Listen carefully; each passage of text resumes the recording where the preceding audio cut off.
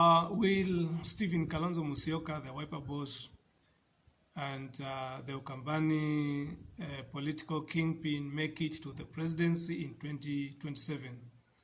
I think that is a question everyone would want to have an answer. But before we give an answer to this question, it is good to look at some factors that determine who takes or who comes in as a president of Kenya.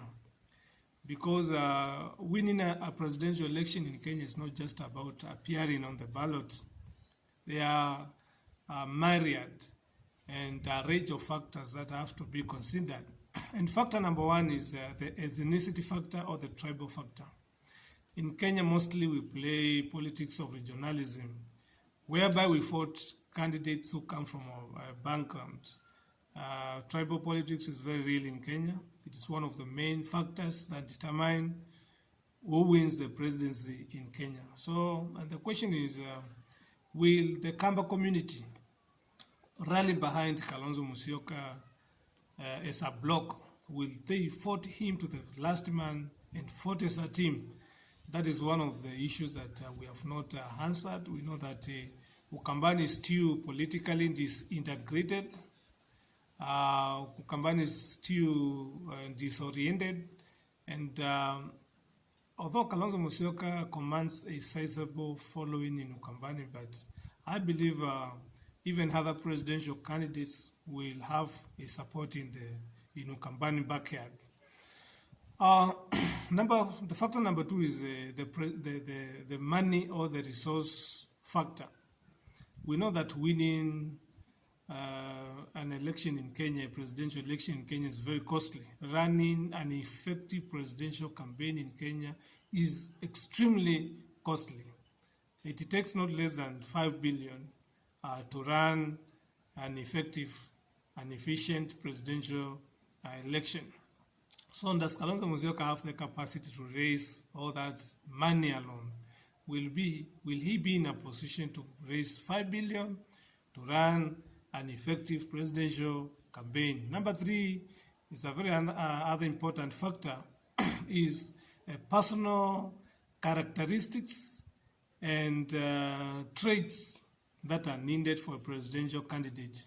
You see, Kenyans are very selective and they are looking for certain characteristics. Does Kalonzo have the aggressiveness, the passion, the charisma, that push that is needed for a presidential candidate? Is he appealing to Kenyans? Is he, how do you call it? Is he aggressive? Can he run a persuasive campaign? Or he must be pushed and supported by others? Can he run a campaign on his own the way President Ruto ran a very aggressive campaign? Is he able to run such a campaign? So that is another factor that we also need to look at. We also need to look at the factor of international policy and interference. We know that in Kenya, to win a presidential election, you must have some foreign support or influences. I've heard people saying that Americans influenced the election of President Ruto. So which part of the globe is rallying behind Kalonzo Musyoka? Is it Europe? Is it America? Is it East? So which part of the international community would really want to rally behind Kalonzo Musyoka? And another factor which is also very paramount to consider is the issue of endorsement. Because I think that is the biggest hope that Kalonzo Musyoka has, that the Azimio team will endorse him. How plausible, how practical is it that Raila Amolo Odinga will share his ambitions and decide to support Kalonzo Musyoka? So there are so many factors, there are so many questions that need to be answered before we come to the ultimate question of whether Kalonzo Musyoka will make it to the president or not. There are so many other questions that we also need to answer. Because if we do not look at these things from that perspective, it means that we may have a hope. You see, people don't win elections because you love them. People don't win elections because you fought for them.